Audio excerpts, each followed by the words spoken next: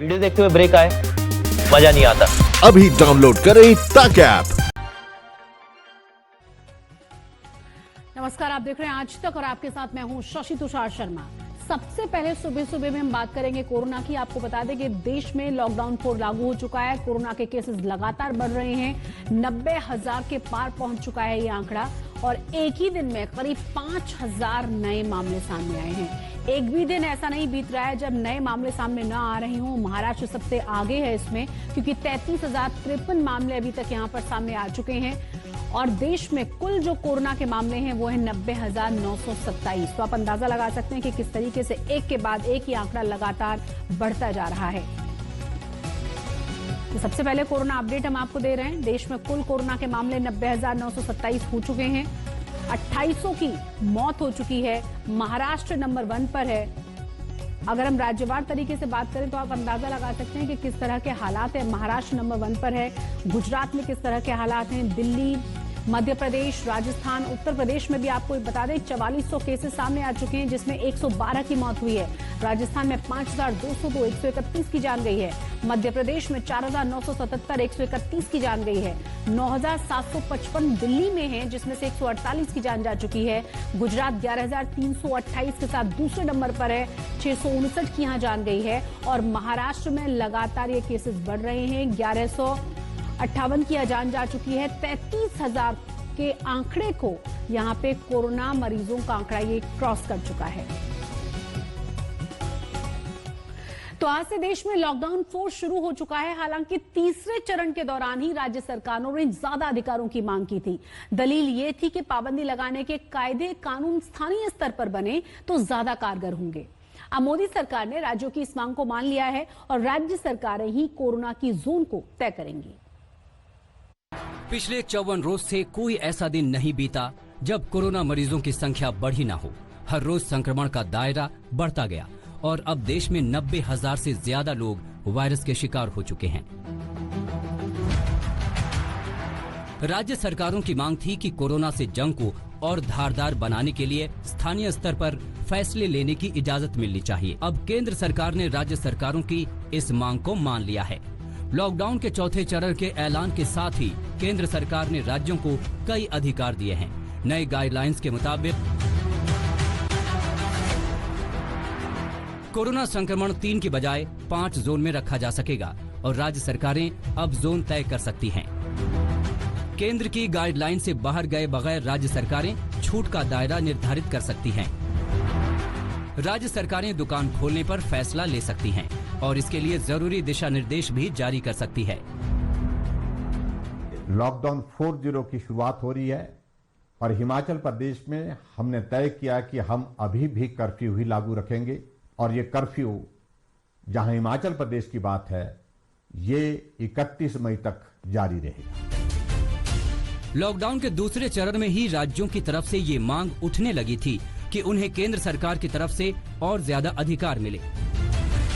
मुझे ये उम्मीद थी कि केवल कंटेनमेंट जोन्स को रेड किया जाएगा, बाकी दिल्ली को खोल दिया जाएगा। मैं केंद्र सरकार से बातचीत कर रहा हूं कि जी बाकी दिल्ली को अब खोल दीजिए, दिल्ली खुलने के लिए अब तैयार है, हम सब लोग तैयार हैं। केवल कंटेनमेंट जोन्स को, आज 97 कंटेनमेंट जोन्स हैं दिल्ली के अंदर, अगर वो अपनी कंडीशंस और सख्त करके 97 के 200 कंटेनमेंट जोन कर लो, 250 कंटेनमेंट जोन कर लो, बाकी दिल्ली को तो खोल दीजिए। केंद्र सरकार ने लोगों को बड़ी राहत देते हुए राज्यों के बीच बसों के संचालन को इजाजत दे दी है। हालांकि नए गाइडलाइंस के मुताबिक राज्यों के बीच आपसी सहमति से बसों की सेवाएं शुरू हो सकती हैं। लॉकडाउन 4 में केंद्र के गाइडलाइन के बाद अब राज्य सरकारें माथापच्ची में जुट गई है। जम्मू कश्मीर में 19 मई तक लॉकडाउन 3 के नियम लागू रहेंगे। गुजरात में लॉकडाउन 4 पर गाइडलाइंस मंगलवार से लागू होगा। दिल्ली में आज केजरीवाल सरकार नई गाइडलाइंस जारी करेगी। लॉकडाउन 4 के दिशा निर्देश से संकेत मिल गए हैं कि धीरे धीरे ही सही, लेकिन लॉकडाउन से बाहर निकलने की तैयारी की जा रही है। राज्य सरकार अब मंथन करके ठप पड़े उद्योग धंधों को पटरी पर लाने की कोशिश करेगी। हालांकि इस दौरान भी कोरोना संक्रमण को लेकर किसी तरह की कोई लापरवाही की गुंजाइश नहीं होगी। आज तक ब्यूरो। उधर श्रमिक स्पेशल ट्रेनों से प्रवासी मजदूरों का अपने अपने राज्यों की ओर लौटना लगातार जारी है। अब तक लाखों मजदूर सैकड़ों श्रमिक स्पेशल ट्रेनों से अपने अपने राज्यों में पहुंच चुके हैं। कल भी त्रिपुरा से बिहार, हरिद्वार से बंगाल, बेंगलुरु से मणिपुर और गुजरात से अलीगढ़ तक रेल से प्रवासी मजदूर पहुंचे। तो वहीं पुडुचेरी से श्रमिक स्पेशल को वहां के मुख्यमंत्री नारायणसामी ने हरी झंडी दिखाई। तो 5 तस्वीरें हम आपको दिखा रहे हैं और आपको दिखा रहे हैं कि किस तरीके से अलग अलग राज्यों से अपने गंतव्य तक पहुंच रहे हैं श्रमिक स्पेशल से ये तमाम मजदूर। बावजूद इसके सड़कों पर आपको पैदल और साइकिल से निकलते हुए मजदूर भी मिल जाएंगे। सरकार लगातार अपील कर रही है कि श्रमिक स्पेशल ट्रेनें चलाई जा रही हैं और अगर राज्य सरकारों को और ट्रेनों की जरूरत है तो केंद्र सरकार से उसकी मांग की जाए।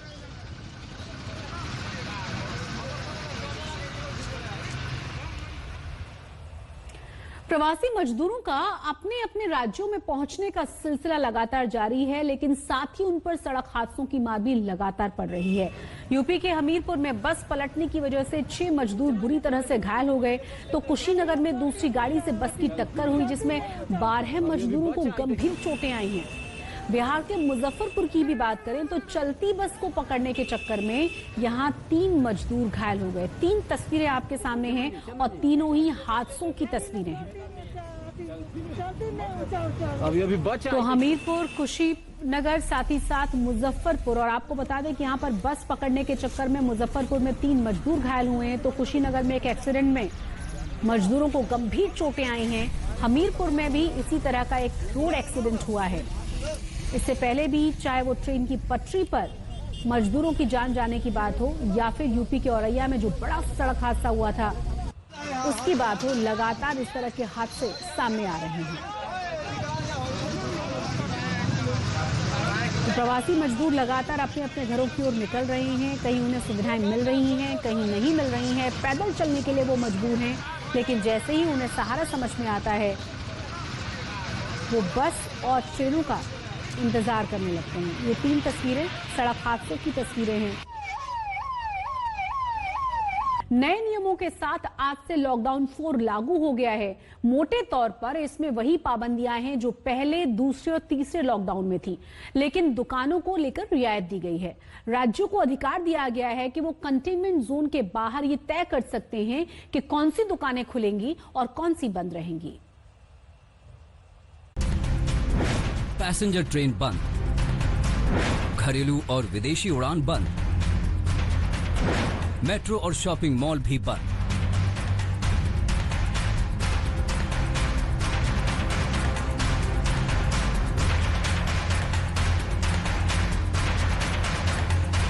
आज से लागू लॉकडाउन 4 में जहां ये सब बंद रहेंगे तो वहीं ऐसी कई चीजें हैं जो खुल जाएंगी।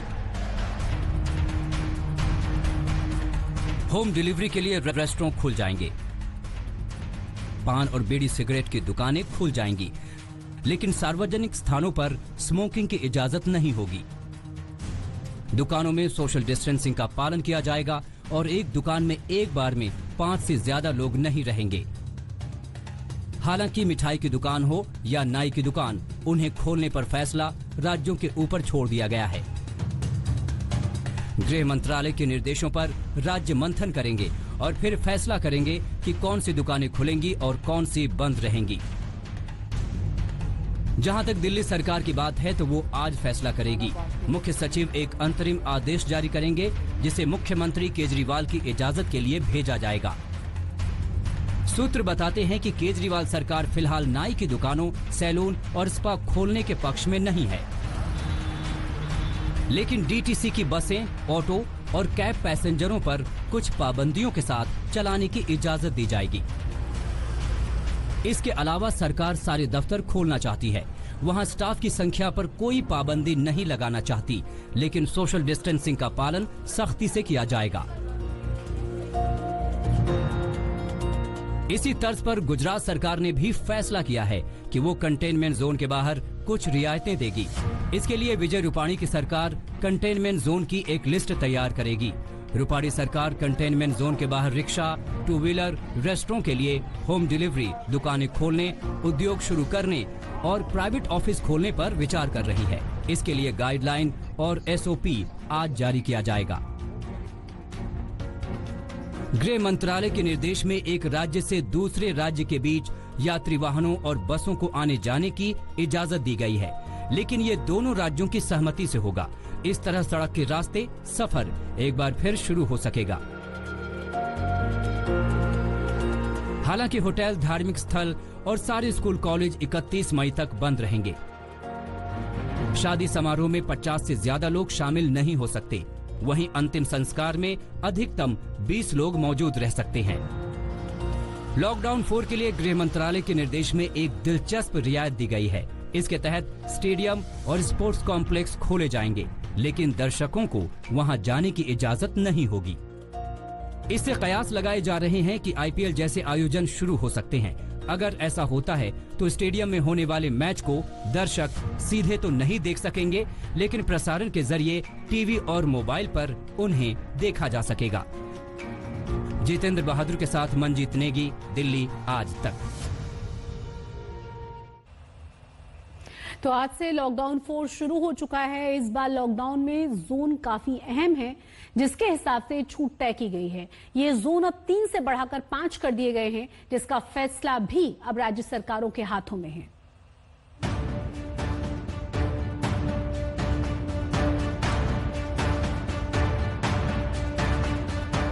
चौवन दिनों तक घरों में कैद जिंदगी को अब कितनी आजादी मिलने वाली है, इसका फैसला जोन के हिसाब से लिया जाएगा। कोरोना के खिलाफ जंग में सरकार ने इलाकों को कोरोना संक्रमण के केस के हिसाब से बांटा, जिसके आधार पर रणनीति तय की गई। 54 दिन तक कोरोना के खिलाफ जो जंग 3 जोन में लड़ी जा रही थी, वो अब 5 जोन तक पहुंच गई है। Red zone, orange zone, green zone, buffer zone, containment zone, यानी जंग अब और केंद्रित हो गई है। कंटेनमेंट जोन को देश के कई राज्यों ने अपनी तरफ से चिन्हित किए, लेकिन अब बफर जोन का एक विकल्प भी दिया गया है। आइए आपको समझाते हैं कि किस जोन में क्या है और वहां क्या रियायत दी जाने वाली है। रेड जोन वो इलाका है जहां कोरोना के सबसे ज्यादा संक्रमित मरीज हैं। इस इलाके में पूरी तरह से पाबंदी जारी रहेगी। सिर्फ जरूरी सेवाओं के लिए छूट होगी। इलाके में आने जाने वाले पर भी पूरी तरह से रोक जारी रहेगी। ऑरेंज जोन वो इलाका होगा जिसमें कोरोना के केस आए होंगे, लेकिन वहां हालातों में सुधार दिख रहा होगा। यहाँ पर कुछ पाबंदियां हटेंगी। ग्रीन जोन पूरी तरह से कोरोना फ्री क्षेत्र होगा, जहां पूरी तरह से छूट दी जाएगी। सिर्फ सोशल डिस्टेंसिंग का ध्यान रखना होगा और मास्क लगाना जरूरी होगा। इसके अलावा आता है बफर जोन, जो कि ऑरेंज जोन और रेड जोन के बीच होगा। ये इन दोनों जोन के अंदर के वो इलाके होंगे जिसमें कोरोना संक्रमण के केस तो नहीं होंगे, लेकिन कोरोना फैलने का खतरा होगा। ऐसे में प्रशासन इन इलाकों पर अपनी नजर बनाए रखेगा, जिसके हिसाब से छूट दी जाएगी। कंटेनमेंट जोन वो इलाका होगा जहां कोरोना के मामलों में तेजी से उतार चढ़ाव नजर आएगा। ये इलाका भी ऑरेंज और रेड जोन के अंदर चिन्हित किया जाएगा, जहां पूरी तरह से पाबंदी जारी रहेगी। सिर्फ इमरजेंसी सेवाओं की इजाजत मिलेगी। अब ये राज्य सरकार के पास हक है कि वो अपने जिलों को किस तरह से इन जोन में बांटती है, क्योंकि संक्रमित मरीजों की संख्या राज्यों के हालात के हिसाब से निर्भर करेगी। जोन में बांटने के आधार पर भी इलाके में सुविधा जारी की जाएगी। यानी अब राज्य और जिला स्तर पर कोरोना के खिलाफ जोन बनाकर रणनीति तय की जाएगी। भारत सरकारनी हेल्थ विभागनी जे गाइडलाइन छे ए अनुसार આવતીકાલે બધા કલેક્ટર, મ્યુનિસિપલ કમિશનરો, DDO બધા સાથે બેસીને પોતપોતાના વિસ્તારના કન્ટેનમેન્ટ ઝોન એ રાજ્ય સરકારમાં સુપ્રત કરશે અને રાજ્ય સરકાર એને આવતીકાલે ફાઇનલાઇઝ કરશે। अब केंद्र राज्य सरकार के पाले में है। राहुल गांधी ने पहले ही ये मांग की थी कि जोन का निर्धारण केंद्र की बजाय राज्य और जिला स्तर पर किया जाए, ताकि राज्य अपने हिसाब से कोरोना से जंग लड़ सकें। ये जो जोन्स बने हैं ये नेशनल लेवल से बने हैं। ये जोन्स स्टेट लेवल पे बनने चाहिए। हमारे स्टेट के चीफ मिनिस्टर्स हमें कह रहे हैं कि नेशनल लेवल पे जो रेड जोन है वो एक्चुअली ग्रीन जोन है और जो ग्रीन जोन है वो एक्चुअली रेड जोन है। तो इंफॉर्मेशन स्टेट लेवल लीडर्स के पास है। तो जरूरी है कि जो हमारे जोन्स बन रहे हैं, छोटा उदाहरण दिया है, जो हमारे जोन्स बन रहे हैं वो एक्चुअली DM और चीफ मिनिस्टर के बेसिस पे बनने चाहिए। डीएम के पास इंफॉर्मेशन है। जोन के निर्धारण राज्यों के लिए भी किसी चुनौती से कम नहीं है, क्योंकि देश में कोरोना के मामले लगातार बढ़ते जा रहे हैं। लॉकडाउन 1 और 4 में तुलना करें तो जमीन आसमान का फर्क देखने को मिल रहा है। देश में कोरोना के रोजाना केस 5000 के करीब पहुंच रहे हैं। वहीं महाराष्ट्र में रोजाना 2000 से ज्यादा केस सामने आने लगे हैं। अकेले मुंबई में 1500 रोजाना केस तक मामला छूने लगा है। ऐसे में जोन वाली भूमिका काफी अहम होने वाली है, जहां कंटेनमेंट जोन और बफर जोन काफी महत्वपूर्ण दिख रहे हैं। जितेंद्र बहादुर के साथ आज तक ब्यूरो। और अब बात करते हैं प्रवासी मजदूरों के उस दर्द की जो अभी भी सड़कों पर दिखाई दे रहा है। सरकार बार बार पैदल या खुद के वाहन से मजदूरों को नहीं जाने की अपील कर रही है, लेकिन अभी भी कोई पैदल ही हजारों किलोमीटर चल रहा है या बाइक से उससे भी ज्यादा, खुद की जान जोखिम में डालते हुए। कोई साइकिल से जा रहा है, कोई बाइक की सवारी कर रहा है, किसी को ट्रक में आसरा मिला है, और जो सबसे बेसहारा है उसके लिए उसके पैरों का ही सहारा है। किसी को 500 किलोमीटर जाना है, किसी को 1000, तो कोई 1300 किलोमीटर की घर वापसी के सफर पर निकल पड़ा है। दूरी बहुत है, लेकिन मजबूरी की मार उससे ज्यादा बड़ी है। लॉकडाउन में रोजगार छिन गया तो चंडीगढ़ में काम करने वाले बिहार के ये प्रवासी मजदूर टूटी फूटी साइकिल से ही निकल पड़े अपने गृह जिला मधेपुरा की ओर। सफर 1300 किलोमीटर से भी लंबा है, लेकिन घर जाने के सिवा कोई दूसरा विकल्प नहीं। यहाँ पे मजदूरी करते थे लेबर। अच्छा, तो अब मजदूरी नहीं मिल रही है? अभी नहीं मिल रही। कब से नहीं मिली? सरकार तो बोल रही हम काम दे रहे हैं, मजदूरी दे रहे हैं। काम दे रहे हैं, काम मिल नहीं रहे हैं। अभी चौक पे नहीं लगा रहे हैं। अच्छा, चौक से काम लेते थे, नहीं मिल रहा है? नहीं मिल रहा है। तो ये 4 युवक साइकिलों पर ही मधेपुरा के लिए निकल गए हैं। इनका बहुत लंबा सफर है। इनकी तकलीफ का अंदाजा हम इसी बात से लगा सकते हैं कि ये टूटी फूटी इन पुरानी साइकिलों पर चलने के लिए मजबूर हैं।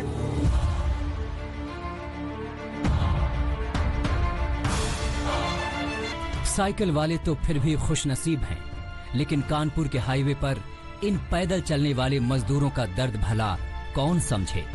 हालांकि यूपी में मजदूरों के पैदल चलने पर अब मनाही है, लेकिन जिंदा रहने के लिए गांव लौटने के अलावा कोई चारा नहीं, क्योंकि अब न काम बचा न कमाई। 3 घंटे से गाड़ी रोक रहे, कोई नहीं रुक रहा है। इतना हाथ भी जोड़े, कोई नहीं सुन रहा। हम लोग पैदल पानी की प्यास से चल रहे, बस पानी के सहारे से चल रहे हैं। यहाँ देखिए कैसे ट्रकों में जानवरों की तरह इन मजदूरों को भरा गया है।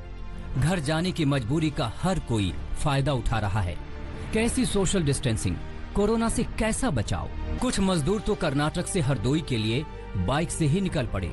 दूरी करीब 1700 किलोमीटर, लेकिन रोजगार खत्म होने के बाद करते तो क्या करते। पास तो है, लेकिन पुलिस को कहीं कहीं चढ़ावा भी देना पड़ा। परेशानी हुआ था मुझे रास्ते में, उधर महाराष्ट्र में। क्या उसका बोल रहे परमिशन नहीं, क्या भी नहीं, पैसे दो, पुलिस वाले बोल रहे थे। अब कुछ भी लिया होगा, पैसे लिया। परमिशन थी आपके पास? हाँ, परमिशन है। उसके बाद भी पैसे लिए? हाँ। और अब चेन्नई के इस मंजर को देखिए। उत्तर प्रदेश की ट्रेन पकड़ने के लिए हजारों मजदूर नेहरू स्टेशन के बाहर जमा हैं। किसी के भी बीच में 1 फीट की भी दूरी नहीं है।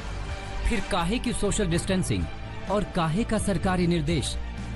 घर जाने की जल्दी में अपनी ही सुरक्षा से समझौता करते ये लोग बड़ा खतरा मोल ले रहे हैं। आज से लॉकडाउन 4 लागू हो चुका है, लेकिन मजदूरों की किस्मत तो मानो पहले से ही बदहाली के ताले में लॉक हो चुकी है, जहां घर वापसी की मजबूरी अपनी ही सुरक्षा से शायद ज्यादा जरूरी हो गई है। चंडीगढ़ से मंजीत सहगल के साथ आज तक ब्यूरो। के हजारों लाखों प्रवासी मजदूर इस वक्त अलग अलग क्वारंटीन सेंटर्स में मौजूद हैं, लेकिन कई जगहों से ऐसी तस्वीरें सामने आ रही हैं जो चिंता पैदा करती हैं।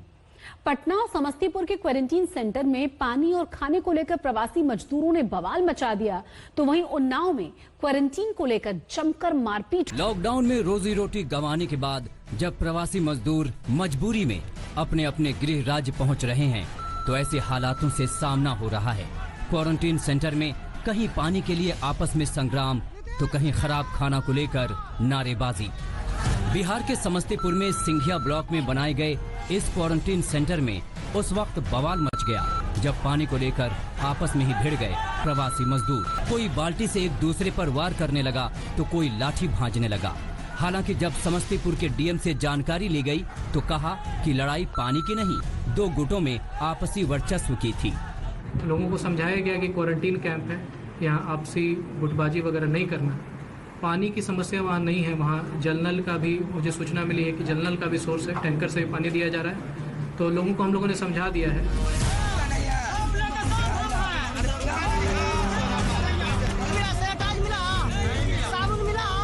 हंगामे का ये मंजर पटना जिले के फतुहा का है, जहां क्वारंटीन सेंटर बनाए गए इस हाई स्कूल में प्रवासी मजदूरों का आक्रोश दिखा। मजदूरों का आरोप है कि इन्हें न तो वक्त पर खाना मिल रहा है, न सैनिटाइजर, न मास्क और न ही हाथ धोने के लिए साबुन की कोई व्यवस्था है। आरोप ये भी है कि अगर इनके घर से बना हुआ खाना कोई ला रहा है तो उसे भी अधिकारी इन्हें लेने से मना कर देते हैं।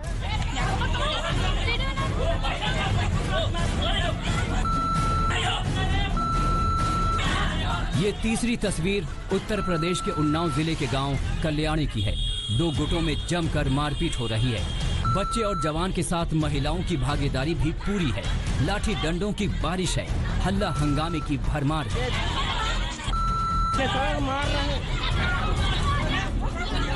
दरअसल कल्याणी गांव में एक शख्स महाराष्ट्र के नासिक से लौटा है और उसी को क्वारंटीन कराए जाने को लेकर 2 गुटों में जमकर लाठी डंडे चले। मारपीट में करीब 6 लोग घायल हुए हैं, जिन्हें अस्पताल में भर्ती कराना पड़ा है।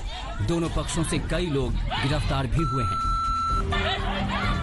उन्नाव से विशाल चौहान और पटना से राजेश कुमार झा के साथ जहांगीर आलम, समस्तीपुर आज तक।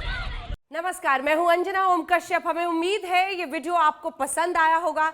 लेटेस्ट खबरों के लिए यूं ही देखते रहिए आज तक और इस वीडियो के पसंद आने पर लाइक, शेयर एंड सब्सक्राइब करना ना भूलें।